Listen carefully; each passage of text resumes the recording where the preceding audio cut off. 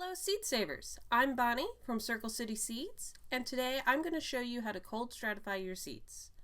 Most of the seeds that you will be starting in your yearly garden will not need this process. The plants that need this process or can benefit from it are more of your perennial plants that come back each year, such as lavender and mint.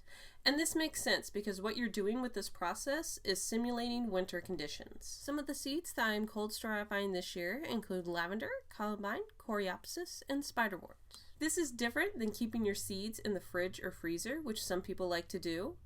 The key to this process is moisture, which is something you don't want when storing your seeds. Different seeds need different triggers to let them know when it's time to sprout. Some seeds need light to germinate. Some need to go through a process called scarification, which usually happens naturally by passing through the digestive system of animals, or artificially by going at the seeds with a nail file or sandpaper.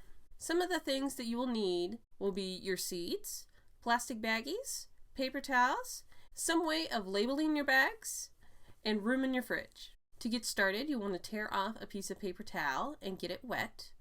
You're looking for a balance between too dry and too wet. You want it damp but not soaked. After you've gotten your paper towel wet, you're going to place it inside of your bag, and then you'll put your seeds on the paper towel inside the bag.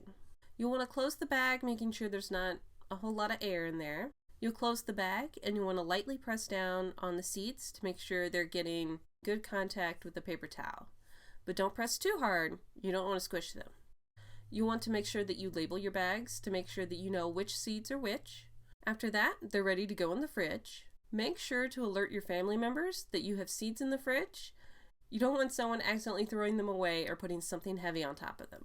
You want to make sure that your seeds stay moist and that they don't freeze. How long should you leave the seeds in there? That depends on the plant. Usually it's around 2 to 3 weeks. If you forgot about your seeds in the fridge, try to plant them anyway. You don't want to put them back in your seed storage. When should you do this? You'll want to take a look at your seed packet. You're going to start with your last frost date and count backwards. You're going to include how many weeks the packet says to start the plant indoors before your last frost date, how many days it takes for the plant to germinate, and then add 2 or 3 weeks for your cold stratification process. Make sure to mark this in your garden planner so you don't forget. Often this date can be somewhere in December or January.